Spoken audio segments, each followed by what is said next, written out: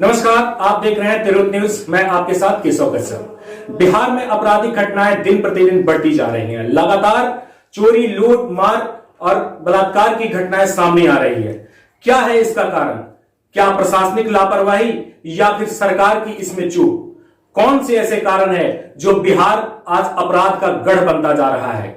इन्हीं सब मुद्दों पर बात करने के लिए आज हमारे साथ है कांग्रेस के पूर्व प्रत्याशी एवं नेता मयंक कुमार मुन्ना। हम बात करेंगे बिहार में बढ़ती आपराधिक घटनाओं और किसान आंदोलन पर। तो आपका बहुत बहुत स्वागत है हमारे चैनल में।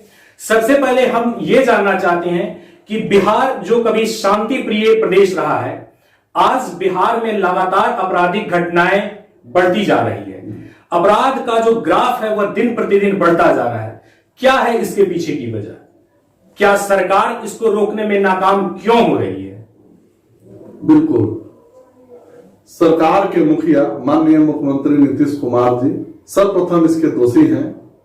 वो उनका प्रशासन पर अंकुश नहीं रहा। वो घिसे पीटे मुख्यमंत्री हो गए, 15 साल हो गया, प्रशासन भी उब गया, लोग भी उब चुके हैं उनसे, और वो एक कमजोर मुख्यमंत्री के रूप में उभर रहे हैं। जिस तरीके से पिछले तीन वर्षों ने 3 लगातार बार इन्होंने मुख्यमंत्री का पद ग्रहण किया, बिहार की जनता इनसे खुश थी, तब इनको मुख्यमंत्री की कुर्सी पर आसीन की। लेकिन क्या आज कौन सी ऐसी वजह है जिसके कारण पुलिस प्रशासन भी इनके हाथों की बागडोर मतलब कंट्रोल इनसे नहीं हो पा रहा है? कौन सी समस्याएं हैं? क्या आपराधिक घटनाएं जो आए दिन प्रशासन के लोगों के नजरों के सामने से आज घट रही है, इस पर कंट्रोल किस तरीके से किया जा सकता है? देखिए, प्रशासन पर हम बोले कि इनका अंकुश नहीं है। अब जिला में आखिर कारण क्या हो सकता है? कारण मुख्यमंत्री के आदेश की अवहेलना करना एक आईएएस और आईपीएस की बस की बात नहीं है। तो आखिर क्यों नीतीश कुमार के और क्या सरकार खुद इसमें इन्वॉल्व है, या आपराधिक घटनाएं जो हो रही है कहीं ना कहीं आप ये चीज तो नहीं उठाना चाहते हैं कि आपराधिक घटनाएं जो हो रही है सरकार की इसमें मिलीभगत है या प्रशासनिक मिलीभगत है? बिल्कुल, दोनों इसमें मिलीभगत है। क्राइम जो हो रहा है तो क्राइम के पीछे प्रशासन सही से काम नहीं कर रहा है। कोई इस केस का सही उद्भेदन नहीं हो रहा है। पहला 5 साल नीतीश जी का बहुत अच्छा रहा, उसके बाद से नीतीश जी एक ही ढाबे पर चल रहे हैं। उनके प्रशासन उनके हाथ में नहीं है, वो क्राइम कंट्रोल नहीं कर पा रहे हैं। जिस तरीके से अभी रुपेश हत्याकांड जो बहुत ही चर्चित हो चुका है, कई सारी जो है सो इस पर मीडिया डिबेट भी हो चुकी है, लोगों द्वारा सरकार पर और प्रशासन पर दबाव भी बनाया जा रहा है। इसको देखते हुए आनंद फानन में पटना पुलिस के द्वारा जो है सो एक व्यक्ति को अरेस्ट भी किया गया। उससे पहले जो बातें आई थी कि कहीं ना कहीं इनकी जो हत्या है वह रोड रेज की समस्या के कारण हुई है, तो कहीं पे बताया जा रहा है कि यह जमीनी विवाद का कारण था। तो कहीं ना कहीं जनता के सामने एक ऐसे आपराधिक छवि को ला करके और इस घटना को भी लिपापोती करने में प्रशासन लगी हुई है। बिल्कुल, आप मीडिया के माध्यम से खबर आ रहा था कि इसमें सरकार के किसी बड़े नेता का हाथ है या किसी आईएएस का हाथ है। तो नेता का नाम आता, मंत्री का नाम आता, या प्रशासन के किसी आला अधिकारी का नाम होता, बदनामी नीतीश कुमार की होती। इसीलिए इस क्राइम को कहीं न कहीं ढका गया है। और इस बात पे न बिहार के जनता को भरोसा है उस लड़के की बात पर, न पटना पुलिस की बात पर। इसीलिए भाजपा के हमारे जिले के एक बड़े नेता, आज 4 दिन पहले राज्यपाल से एक डेलीगेशन मिला है, हमारे समाज के नेता लोग मिले हैं, उसमें भाजपा के नेता भी सम्मिलित है। तो भाजपा के नेता भी एक्सेप्ट कर रहे हैं कि नीतीश कुमार का जो पुलिस है, जो प्रशासन है, वो फेल है, सीबीआई से जांच होना चाहिए। बिहार में एनडीए की सरकार है। जिस तरीके की एनडीए के जो प्रमुख जो दल है भाजपा, और भाजपा के प्रत्याशी के द्वारा प्रशासन पर दबाव बनाना कहीं इस बात की तरफ ये इशारा तो नहीं करता है कि आज प्रशासन व्यवस्था जो गृह मंत्रालय जो खुद नीतीश कुमार के हाथों में है, वो उनसे वो कंट्रोल नहीं हो रहा है? क्या इस तरफ ये इशारा करता है? बिल्कुल, नीतीश कुमार अपना जनाधार खोल चुके हैं और अब वो भाजपा की कठपुतली बन चुके हैं। और भाजपा उनको प्रेस, चूंकि भाजपा मन से बोल चुकी थी कि हम नीतीश कुमार को मुख्यमंत्री बनाएंगे, इसलिए मजबूरी में भाजपा उनको एक्सेप्ट किया है। लेकिन उनको इतना चारों तरफ से घेर के और भाजपा के लोगों के द्वारा 2 उप मुख्यमंत्री बना के, और जिस तरह से बयानबाजी हो रहा है लोजपा का और भाजपा का, तो ये कहीं ना कहीं निश्चित रूप से नीतीश कुमार संकट में है और मानसिक प्रताड़ना से वो जूझ रहे हैं। यह एक बहुत बड़ी बात है कि बिहार की राजनीति में नीतीश कुमार ने 2 टर्म तक लगातार इन्होंने स्वतंत्र मुख्यमंत्री के तौर पर रहा, सिर्फ एक ही डिप्टी सीएम यहां पर बनती थी। लेकिन इस बार के चुनाव में और जो नई सरकार का गठन हुआ है वहां पर 2 डिप्टी सीएम बिहार के रखे गए हैं और दोनों भाजपा के हैं। तो क्या कहीं ना कहीं भाजपा नीतीश कुमार को पर कहीं प्रेशर बना रही है, दबाव बना रही है और नीतीश कुमार निष्पक्ष होकर अपनी प्रशासन की जो बागडोर है उसको कंट्रोल करने में असफल है। जिस तरीके से आज बिहार में छोटे छोटे युवक, नए नए उम्र के लड़के आज आपराधिक घटनाओं में संलिप्त हो रहे हैं, क्या बिहार में आज जो शिक्षा का जो स्तर है वो गिरता जा रहा है और जो नए युवक हैं, कई सारी आपराधिक घटनाएं देखने को मिलती है जिसमें लूट, डकैती और छिनतई की घटना होती है, तो यहां पर नए युवक सामने आ रहे हैं, बहुत कम उम्र के बच्चे आ रहे हैं। तो क्या है इसका कारण? उसका कारण नीतीश जी का एक ढकोसला शराबबंदी है।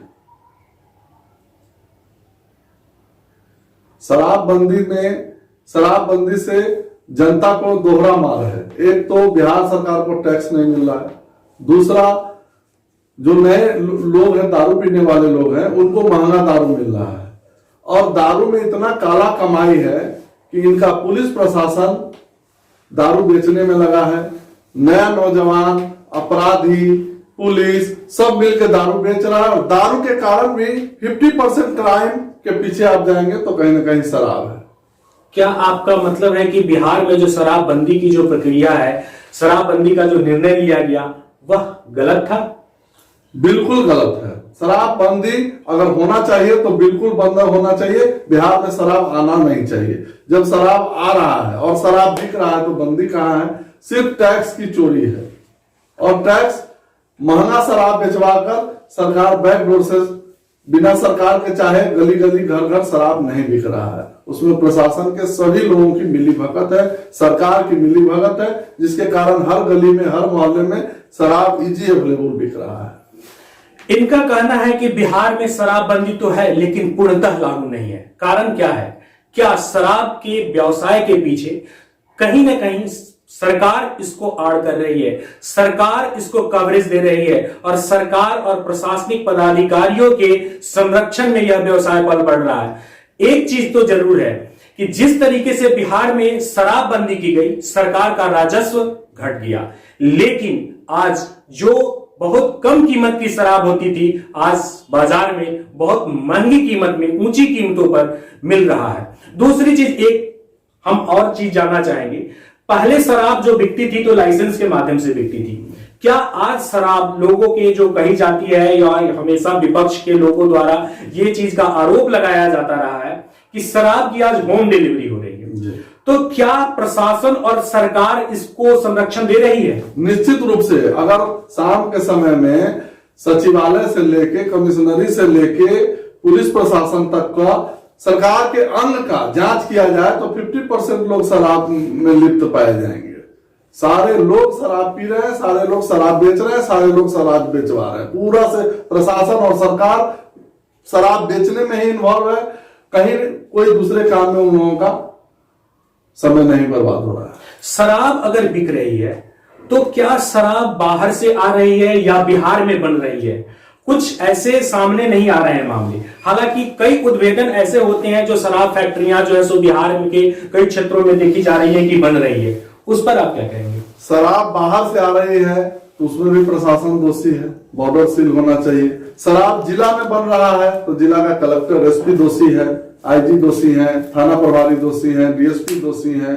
इसमें बनाने वाला तो बाद में दोषी है, पहले बनवाने वाले दोषी है। शराब पर आप विपक्ष में हैं, शराब पर क्या रणनीति होनी चाहिए सरकार की? अभी जो एक तरीके से ये देखा जा रहा है कि शराब तो मिल रही है लेकिन प्रशासनिक नजरों में शराब बंद है। दो बात होनी चाहिए, या तो शराब बंद होना चाहिए, नहीं तो शराब बिकना चाहिए। हम कहेंगे कि शराब बिकने दे और सरकार को जो राजस्व की क्षति हो रही है, जिसके चलते सरकार ठीक से नहीं चल रहा है, किसी भी डिपार्टमेंट में धन नहीं है, सरकार आज कहीं ना कहीं पैसे के चलते समस्या में है, रोड नाला, शिक्षा व्यवस्था सब गड़बड़ है। तो बिहार का एक बहुत बड़ा आय का स्रोत शराब था। नीतीश कुमार को इस पर पुनर्विचार करना चाहिए और शराब को विधिवत रास्ते से बेचवाना चाहिए। ये अपराधी के और पुलिस के मार्फत से जो शराब बेचवा रहे हैं इस पर बिल्कुल अंकुश लगाना चाहिए। मतलब आपका विचार है कि शराब को खुले तौर पर खुले बाजार में बेचा जाए? हाँ, बेचा जाए। क्या यह सही होगा? जिस तरीके से शराब की बिक्री की घटनाएं जब सामने आती थी तो आए दिन जो कम इनकम वाले जो व्यक्ति होते थे वो शराब पीकर अपने परिवार के साथ घरेलू हिंसा की भी घटनाएं देखने को मिलती थी। कहीं ऐसा तो नहीं है कि शराब के साथ आपने जो 2 घटनाओं का जिक्र किया, 2 कारण हो सकते हैं, शराब की बिक्री होनी चाहिए, नहीं तो शराब को बंद होना चाहिए। हमें कहीं ऐसा लगता है कि शराब की अगर बंदी होती है तो पूर्ण रूपेण बंदी होनी चाहिए, क्योंकि शराब अच्छी चीज नहीं है। हम सभी आम जनमानस के लोगों के बीच जो कम इनकम वाले लोग हैं, अगर शराब के अगर लत उन्हें लग जाती है तो उनका परिवार एक तरीके से बर्बाद हो जाता है।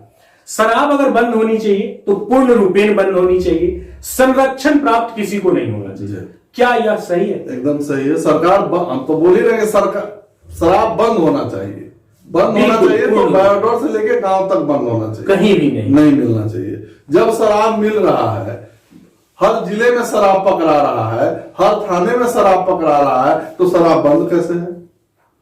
तो शराब बंद नहीं है। शराब से 2 जगह घाटा है, एक सरकार को, एक आम पब्लिक को। फायदा अपराधी और पुलिस को है। अच्छा, आज जो बिहार में जो घटनाएं हो रही है, लूट की घटनाएं काफी ज्यादा हो रही है। हमेशा ये खबर आती है कि फलाने बैंक को लूट लिया गया, कहीं पे ये बैंक लूटे जाते हैं, कहीं पर व्यवसायी से रंगदारी मांगी जाती है। आज की घटना है कि भागलपुर में बहुत बड़ी घटना को अंजाम दिया गया, लगभग 2 करोड़ से ज्यादा की वहां पर जो सो राशि का सोने का लूट हुई है।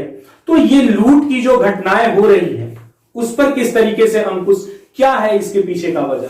क्या लोग आज बेरोजगार हैं, लोग ज्यादा इनकम के चक्कर में, ये क्यों ऐसा बिहार जो एक कभी शांति प्रिय हुआ करता था, आज लूट और अपराध की घटनाएं लगातार बढ़ती जा रही है? वो तो पूरा सरकार फेल्यूर है। यहाँ शिक्षा व्यवस्था नहीं है, यहाँ कोई रोजगार नहीं है, कोई भी तरह का रोजगार नहीं है। जब भारत आजाद हुआ था तो बिहार में बहुत सारे फैक्ट्रियां थी, ठीक है। जब कुछ झारखंड अलग हुआ तो चला गया, उससे पहले भी बिहार में औरंगाबाद में डालमिया और बहुत सारा सीमेंट फैक्ट्री, आपको चंपारण में सब गन्ना का उद्योग था, मतलब चीनी मिल था, तो सारा चीज बंद हो गया। आज के दिन में सिर्फ एक बिहार में नीतीश कुमार है, और है क्या आप ये बताइए? जी, मैं ये यहां पे दिखाना चाहता हूं बेरोजगारी के दौर में जिस तरीके से चुनाव के समय कई सारे जो वादे किए जाते थे उसमें था कि बेरोजगारी को दूर किया जाएगा, बिहार में नए नौकरी को बढ़ावा दिया जाएगा, लोगों को रोजगार प्रदान किया जाएगा। तो कहीं ना कहीं बेरोजगारी एक बहुत बड़ी घटना है आपराधिक घटनाओं के लिए। हमारा पार्टी, कांग्रेस पार्टी का जब सरकार था तो उस समय में उद्योग लगा, ठीक है, बरौनी में लगा, मुजफ्फरपुर में लगा, हर जगह उद्योग लगा। उसके बाद 30 साल से 20 साल से कोई नया उद्योग लग रहा है क्या? आबादी बढ़ गया, तो आबादी बढ़ गया, रोजगार नहीं है तो क्राइम तो होगा ही। और इस रोजगार के चक्कर में बिहार की जो आबादी है वो दूसरे प्रदेशों में आज भटक रही है। जो कोरोना काल में बंदी के दौरान देखने को मिला था, लगभग 50 लाख से ज्यादा की आबादी बाहर से भटक करके बिहार पहुंची थी। आज देश में एक बहुत बड़ी समस्या और ज्वलंत मुद्दा है किसान आंदोलन। किसान के लिए जो बिल बनाए गए हैं वो किसान विरोधी बताया जा रहा है। लगातार किसानों का आंदोलन लगभग 2 महीनों से ज्यादा हो गए। वो इस सर्दी की रात में भी सड़कों पर सोने के बाध्य थे। सरकार के साथ कई सारी वार्ताएं भी हुई, लेकिन इसका नतीजा आज नहीं निकला। आपकी पार्टी या आप इस किसान आंदोलन को किस तरीके से देखते हैं? देखिए, आंदोलन बिल्कुल जायज है। किसानों के साथ अन्याय हो रहा है। हम लोग हमेशा किसान के साथ हैं। हमारे आदरणीय नेता राहुल गांधी जी साथ हैं, और हम लोग पूरे बिहार का कार्यकर्ता, देश का कार्यकर्ता किसानों के साथ हैं। सहानुभूति हम लोग रखते हैं, और किसान के साथ अन्याय हो रहा है। किसान की समस्या पर जल्द से जल्द सरकार को बात करना चाहिए, और इस ठंड में जो 2 महीना से किसान वहां सड़कों पर भटक रहे हैं, उनके समस्या का निदान हो जाना चाहिए और सरकार को बैकफुट पर जाना चाहिए। जिस तरीके की किसान आंदोलन के दौरान ही जो एक घटना देखने को मिली थी 26 जनवरी को गणतंत्र दिवस के मौके पर, वह घटना भारतीय इतिहास में शायद पहले न घटी हो और हम कल्पना करते हैं कि ऐसी घटनाएं नहीं हो। इसके पीछे जो सत्तारूढ़ पार्टी है वह विपक्षों पर लगातार पलटवार कर रही है और कह रही है कि इसके पीछे कहीं ना कहीं विपक्ष किसानों को इसके लिए उकसा रही है। तो ये कहां तक सही है? देखिए, बिल्कुल ढकोसला है। अगर विपक्ष इतना मजबूत उनको लगता है तो वो कुर्सी छोड़ दे। जब सब चीज कांग्रेस पार्टी ही कर रहा है, झंडा हम फहरा दिए लाल, तो शुद्धि कौन है? उसकी गिरफ्तारी क्यों नहीं हो रही है? वो तो नरेंद्र मोदी और अमित शाह के साथ फोटो वायरल हो रहा है, तो इसका मतलब वो भाजपा वाले लोगों ने वो झंडा फहरवाया है। ये कैसे कर सकते हैं? कांग्रेस के कार्यकर्ता थे उसमें। जो भी हुआ लाल किले पर एक भारतीय होने के नाते निश्चित ही निंदनीय था। जी, निश्चित निंदनीय है। कभी ऐसी घटनाएं नहीं होनी चाहिए और ना भविष्य में ऐसी होने की हम उम्मीद भी करते हैं। देखिए, ये सरकार झूठा आरोप लगाता है और हिंदू मुसलमान, ठीक है, गाय गोबर और नीति से भटकाने का काम करता है। लोगों का ध्यान भटकाकर और सत्ता पर काबिज रहना चाहता है। पिछले 14 से अभी तक कोई ऐसा काम सरकार नहीं किया है जो देश हित में हो और लोगों के हित में हो। किसान आंदोलन काफी लंबा चल चुका है, सरकार के साथ कई सारी वार्ताएं भी हो चुकी हैं, लेकिन विफल रही है, परिणाम कुछ सामने नहीं आया। क्या आपको क्या उम्मीद लगता है कि आने वाले दिनों में किस तरीके से इसे सुलझाया जा सकता है? कौन से ऐसे मुद्दे हैं जिस पर सरकार को लचीला रुख अपनाना पड़ेगा या फिर किसानों को लचीला रुख अपनाना? किसी भी समस्या का समाधान बातचीत से ही होता है। जी बिल्कुल, ठीक है।